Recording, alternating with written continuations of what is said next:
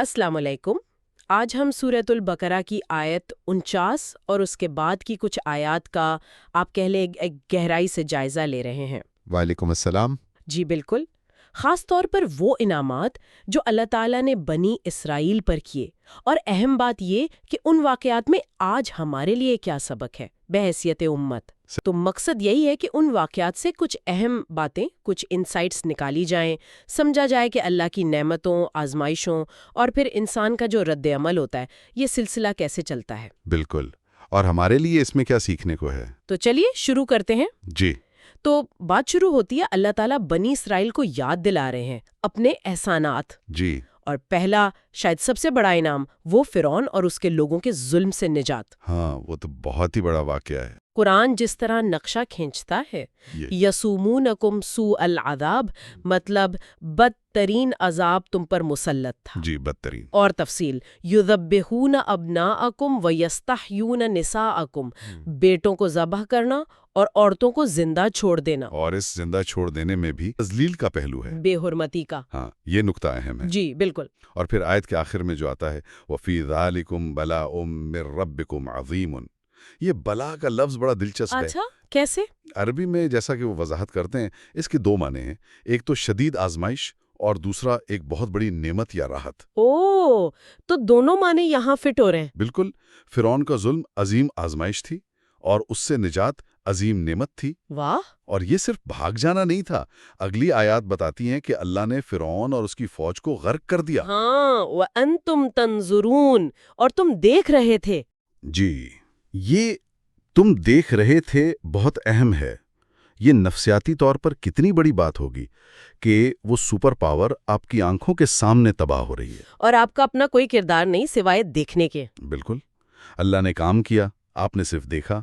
اور یہ مستقل تحفظ تھا، کیونکہ صرف فرعون نہیں مرا، پوری فوج، پورا پاور سٹرکچر ختم ہوا۔ یہ واقعی بہت زبردست نقطہ ہے۔ نجات صرف جان بچانا نہیں، بلکہ دشمن کی مکمل تباہی کا مشاہدہ بھی ایک الگ ہی نعمت ہے۔ جی، لیکن حیرت کی بات یہ ہے، اتنی بڑی نعمت کے فوراً بعد کیا ہوتا ہے؟ موسیٰ علیہ السلام گئے اللہ سے ملاقات کو 40 راتوں کے لیے، اور پیچھے قوم نے بچھڑے کی پوجا شروع کر دی۔ ہاں، یہ واقعی چونکا دینے والی بات ہے۔ مطلب ابھی اتنا بڑا معجزہ دیکھا، فرعون غرق ہوا، اور فوراً شرک۔ بیرونی دشمن سے نجات ملی تو اندرونی بحران شروع۔ یہی تو آپ کہہ لیں انسانی فطرت کی عجیب تصویر ہے جو قرآن دکھاتا ہے، اور یہ کوئی معمولی غلطی نہیں تھی، یہ شرک تھا۔ اللہ کی وحدانیت میں شریک ٹھہرانا۔ جی، خاص طور پر جب نشانیاں دیکھ چکے ہوں، نبی موجود ہو۔ قرآن تو کہتا ہے اللہ شرک معاف نہیں کرتا، لیکن یہاں اللہ نے ایک ایکسپشن قائم کیا، انہیں معاف کر دیا گیا۔ معاف کر دیا اتنے بڑے گناہ کو؟ جی، اور وجہ کیا بتائی؟ لعلکم تشکرون، تاکہ تم شکر گزار بن جاؤ۔ اچھا، یعنی یہ معافی بھی ایک اور موقع تھا شکر کرنے کا۔ بالکل، یہ خود اللہ کی طرف سے ایک اور بہت بڑی راحت تھی، ایک مہلت تھی۔ اللہ بار بار انہیں شکر کی طرف لانا چاہ رہا ہے۔ سبحان اللہ، پہلے نجات، پھر اتنے بڑے گناہ پر معافی، اور اس کے بعد اللہ کا ایک اور بڑا انعام، کتاب کا نزول، تورات۔ یعنی زندگی گزارنے کے لیے گائیڈنس، ہدایت۔ جی، یہ تو کسی بھی قوم کے لیے اللہ کی عظیم ترین نعمتوں میں سے ہے کہ اللہ ان سے کلام کرے، راستہ دکھائے۔ بلا شبہ۔ لیکن قوم کا رویہ عجیب، پھر کیا ہوا؟ جب انہیں اپنے اسی شرک والے گناہ کی سزا کے طور پر ایک حکم ملا، تو بجائے اطاعت کے انہوں نے ایک اور مطالبہ کر دیا، بڑا گستاخانہ۔ کیا مطالبہ؟ کہنے لگے لن نؤمن لک حتی نر اللہ جہرتن، ہم ہرگز ایمان نہیں لائیں گے جب تک اللہ کو سامنے نہ دیکھ لیں، کھلم کھلا۔ استغفر اللہ، یہ تو بہت ہی بڑی گستاخی ہے۔ بہت بڑی۔ تو اس پر فوراً اللہ کا عذاب آیا، ایک بجلی کی کڑک نے ان سب کو مار دیا جو یہ مطالبہ کر رہے تھے۔ اوہ! اور پھر وہی بات، وَأَنْتُمْ تَنْظُرُونَ، تم یہ بھی دیکھ رہے تھے۔ لیکن بات یہاں ختم نہیں ہوئی ہے نا؟ نہیں ہوئی، اللہ نے انہیں موت کے بعد پھر زندہ کر دیا۔ پھر زندہ کر دیا؟ جی، یہ موت اور پھر زندگی کا تجربہ، یہ خود ہی ایک ناقابل یقین نعمت تھی، ایک جھنجھوڑ دینے والا سبق تھا۔ شاید اس بار وہ شکر کریں۔ بالکل، پھر وہی مقصد، لعلکم تشکرون، تاکہ تم شکر گزار بنو۔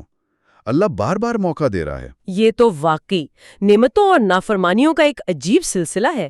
اب وہ کہاں تھے؟ صحرا میں؟ جی، اب وہ صحرا میں تھے، بے یار و مددگار، نہ گھر، نہ سایہ، نہ پانی کا مستقل ذریعہ، نہ کھیتی باڑی۔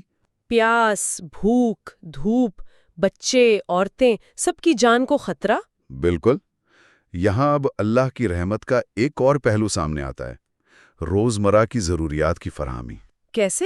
اللہ نے ان پر بادل کا سایہ کر دیا، وَظَلَّلْنَا عَلَيْكُمُ الْغَمَامَ، ایک چلتا پھرتا بادل جو ان کے ساتھ رہتا، دھوپ سے بچاتا۔ اچھا، یعنی اے سی چل رہا تھا صحرا میں؟ آپ کہہ سکتے ہیں قدرتی ایئر کنڈیشننگ، اور شاید بارش بھی برساتا ہو۔ اور کھانے پینے کا؟ کھانے کے لیے المنا والسلویٰ، من و سلوہ اتارا۔ یہ منا اور سلوا کیا چیز تھی؟ مفسرین عام طور پر کہتے ہیں کہ من کوئی میٹھی گوند جیسی چیز تھی، یا شاید اناج جیسا کچھ، کاربوہائیڈریٹس۔ اور سلوا؟ وہ بٹیر جیسے پرندے تھے، پروٹین کا ذریعہ۔ اچھا، تو کاربز بھی، پروٹین بھی۔ جی، اور پانی کا انتظام موسیٰ علیہ السلام کے عصا مارنے سے پتھر سے چشمے جاری کر کے ہو گیا، یعنی صحرا کے ناممکن حالات میں اللہ نے ان کے لیے مکمل غذا کا انتظام کر دیا۔ یہ تو حیرت انگیز ہے۔ جو آج ہمارے لیے بھی بہت ریلیونٹ ہے، وہ کیا؟ وہ یہ کہ اللہ کا محبوب یا منتخب قوم ہونا، یا آج کے زمانے میں مسلمان ہونا، اس بات کی گارنٹی نہیں کہ آپ ہمیشہ دنیاوی ٹھاٹ باٹ میں، محلات میں، معاشی عروج پر ہی رہیں گے۔ صحیح۔ بنی اسرائیل کو دیکھیں، اللہ کے نبی ساتھ ہیں، معجزے ہو رہے ہیں، براہ راست مدد آ رہی ہے، لیکن رہ کہاں رہے ہیں؟ صحرا میں، خیموں میں۔ روز ایک ہی طرح کا کھانا کھا رہے ہیں، پانی کے لیے بھی معجزے کے محتاج ہیں۔ آج کی دنیاوی نظر سے تو یہ پناہ گزینوں والی زندگی ہے، مشکل زندگی ہے۔ ہاں بالکل۔ لیکن اللہ ان حالات کو کیا کہہ رہا ہے؟ اپنا فضل، اپنی نعمت، طیبات، پاکیزہ چیزیں۔ کیوں؟ اس لیے کہ اس کا متبادل کیا تھا؟ فرعون کی غلامی میں ذلت کی موت، نسل کشی، مکمل تباہی۔ اس کے مقابلے میں یہ صحرائی زندگی چاہے مشکل تھی، اللہ کی بہت بڑی نعمت تھی۔ یہ پرسپیکٹو بدلنے والی بات ہے، زاویہ نگاہ کا فرق ہے۔ جسے ہم مشکل سمجھ رہے ہیں وہ بدترین حالات کے مقابلے میں نعمت ہو سکتی ہے۔ بالکل، پرسپیکٹو ہی سب کچھ ہے۔ لیکن کیا قوم نے یہ پرسپیکٹو اپنایا؟ کیا انہوں نے شکر کیا؟ لگتا تو نہیں ہے، کیونکہ آگے قرآن بتاتا ہے کہ وہ اسی من و سلوا سے اکتا گئے۔ اکتا گئے؟ جی، کہنے لگے ہم سے ایک کھانے پر صبر نہیں ہوتا، ہمیں تو زمین کی پیداوار چاہیے، سبزیاں، ککڑی، گیہوں، مسور، پیاز، لہسن۔ مطلب اللہ کی دیوی خصوصی نعمت کو چھوڑ کر عام چیزیں مانگنے لگے؟ ہاں، گویا وہ کہہ رہے تھے کہ یہ وہ آسائش نہیں جو ہم چاہتے تھے، وہ اپنی مرضی کی، اپنی خواہشات کے مطابق نعمتیں چاہتے تھے۔ ناشکری ہوئی پھر تو یہ۔ بالکل، اللہ انہیں یاد دلا رہا ہے، ذرا سوچو تو صحیح، تم کہاں تھے اور اب کہاں ہو؟ یہ رزق سادہ صحیح مگر طیبات ہے، پاکیزہ ہے، حلال ہے، اللہ کی طرف سے ہے۔ حکم تھا کلو من طیباتی ما رزقناکم، کھاؤ جو پاک رزق ہم نے دیا ہے، شکر کے ساتھ کھاؤ۔ جی، لیکن جب انہوں نے ناشکری کی تو اللہ نے کیا کہا؟ وَمَا ظَلَمُونَا وَلَكِنْ كَانُوا أَنفُسَهُمْ يَظْلِمُونَ، انہوں نے ہم پر ظلم نہیں کیا، وہ تو خود اپنے آپ پر ظلم کر رہے تھے، اپنا ہی نقصان کر رہے تھے۔ جی، نعمت کی ناقدری کر کے وہ اللہ کی مزید رحمتوں سے خود کو محروم کر رہے تھے، اپنا ہی نقصان تھا۔ اور اسی بات سے جڑا ہوا ایک اور نقطہ جو گفتگو میں تھا وہ آزادی کی قدر و قیمت کا ہے۔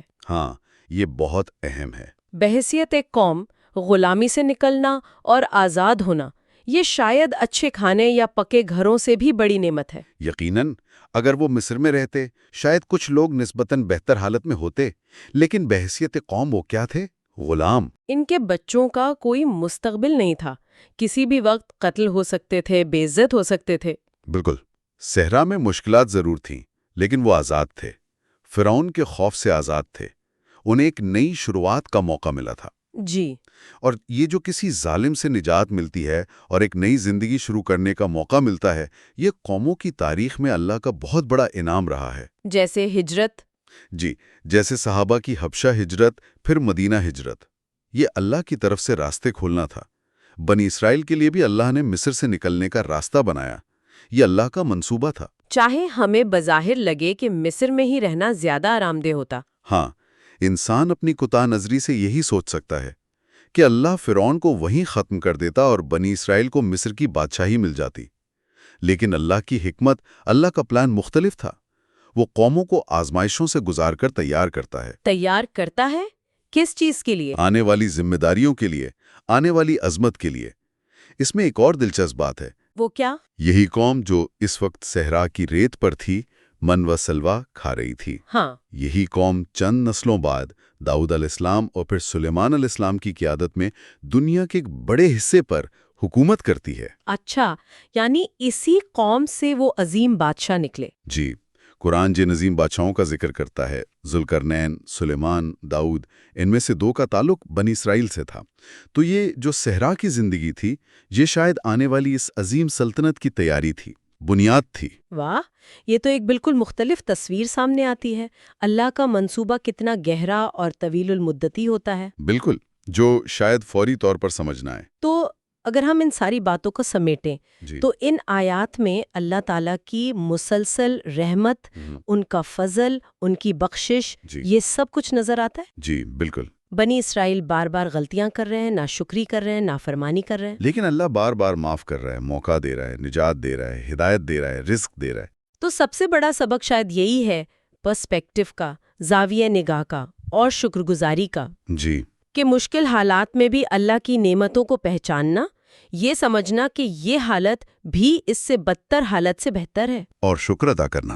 ہاں، شکر ادا کرنا۔ اور یہ بات بھی اہم ہے کہ یہ صرف ایک پرانی قوم کی کہانی نہیں ہے۔ ہاں، یہ ہمارے لیے ہے۔ قرآن میں بنی اسرائیل کا اتنا ذکر ہمارے لیے، امت محمدیہ کے لیے ایک آئینے کی طرح ہے۔ ہمیں غور کرنا ہے کہ کہیں ہم وہی غلطیاں تو نہیں دہرا رہے ہیں۔ ہمارا اجتماعی رویہ کیسا ہے؟ ہماری آزمائشیں، ہماری ناکامیاں، کیا ہم اللہ کی نعمتوں کی قدر کر رہے ہیں؟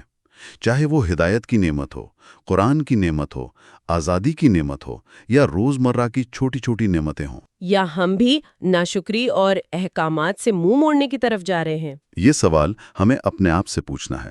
اللہ ہمیں ان کے انجام سے عبرت حاصل کرنے کو کہہ رہا ہے۔ بالکل، اور اسی نقطے پر شاید ہم اپنے سننے والوں کو بھی چھوڑ سکتے ہیں کہ وہ اس پر سوچیں جی، ضرور۔ کہ اللہ کی یہ جو رحمت ہے، جو مسلسل ملتی رہتی ہے، انسان کی جو کمزوری ہے، ناشکری، نافرمانی، اور پھر اللہ کا معاف کرنا، مہلت دینا، اس پورے سائیکل کو سمجھنا، یہ آج ہماری اپنی زندگی کو، ہماری کمیونٹی کو دیکھنے کا انداز کیسے بدل سکتا ہے؟ کیا ہم مشکل حالات کو ایک مختلف زاویے سے دیکھ سکتے ہیں، یہ سوچ کر کہ شکر ہے اس سے برا نہیں ہوا؟ کیا ہم اللہ کی دی ہوئی آزادی، ہدایت، رزق کی اصل قیمت پہچانتے ہیں؟ ان سوالات پر غور کرنا چاہیے۔ جی بالکل، بہت گہری باتیں ان آیات میں۔